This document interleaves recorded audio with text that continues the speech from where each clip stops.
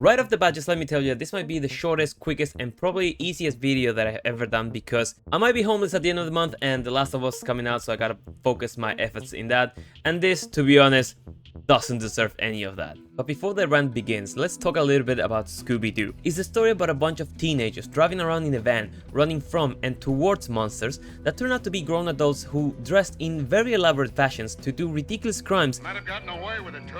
If it wasn't for these blasted kids and their dogs. And there's a Great Dane who kinda speaks and is addicted to crackers. Now, for a show that came out in 1969, nice.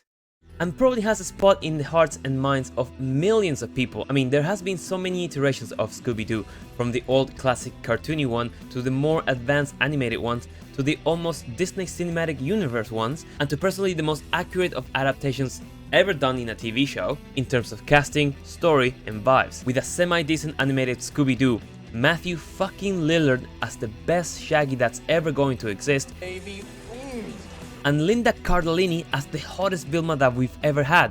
Get that out of the screen! Reject modernism, embrace the scrappy! And there hasn't been anything like it, and since I haven't consumed any Scooby-Doo content other than memes and Matthew Lillard's appreciation post, so that's pretty much all I can say about the topic. Now, in the spirit of all that is modern television, there's a new adaptation of Scooby-Doo, and I hope this video gets 1 million views so I can siphon all of you into watching this video that I made, I'm probably pointing in the wrong place, about franchises that need to die or stay dead. It's very good, you should go watch it after this. And it's called Velma. I'm going to pause on this image for a second. So you and I are reasonable people, so when we hear the name Velma, we think about a hot redhead in a white dress, or a quirky, smart, severely nearsighted member of the Scooby-Doo gang. You do not think about the lamest fucking character in The Office US, who I didn't thought much about up until recently, who created this piece of awful, woke nonsense, pecking on the decaying corpse of what used to be a beautiful, fun, and entertaining franchise. Mindy Kaling reached the point in her life where she is so miserable that she has to tell everyone about it. But unlike most women that, I don't know, go to therapy or do brunch with her girlfriends, now, Mindy decided that she would create a show based on her life that's parading with the skin suit of a beloved franchise that is so easily noticeable as a costume that the original Mystery Gang could have spotted from a mile away, taking off the mask and revealing this aberrant idea that she's trying to push. This show is like the disabled sister of She-Hulk, created by women who shouldn't be writing, who shouldn't even be allowed in the proximity of personal stationery, who should seek help, like professional help, because their view of the world is so distorted and the ideas they are trying to promote, and I've stopped trying to be funny a while ago, are dangerous. Of men being treated like stupid, brain-dead babies that are as harmless as bottled pollen, of women who are rude and combative to even the slightest of remarks, of feminism and gender politics so elevated that are the first thing that are remarked in every conversation. Oh, am I interested in the love square between dickless bisexual Fred and hardcore vegetarian Velma, who's also in love of comically Asian Daphne, who was attracted to the pansexual obliviousness of weed consumer Shaggy, who, by the way, you made a black man to be the pothead, nice work breaking stereotypes, Mindy? No!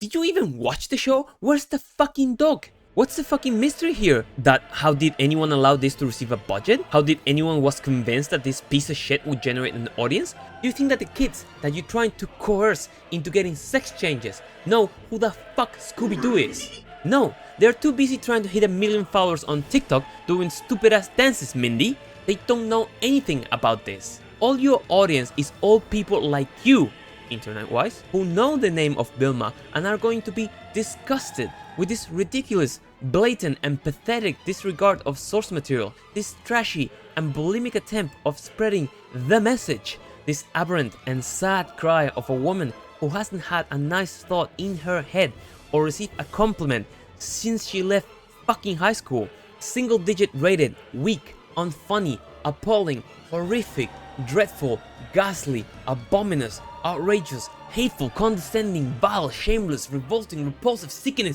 egregious piece of fucking trash content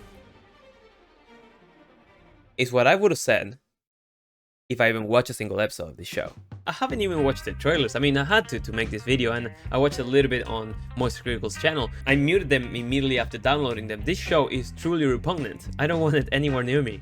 But yeah, if you watch this far into the video, hi, I'm Nacho, give us a like. Let me know in the comments down below if you're excited about The Last of Us. Go watch my video about dying franchises, it's actually really good, I put a lot of work in it. And as always, I've been myself, hope you enjoyed the video, and I'll see you in the next one. Take care.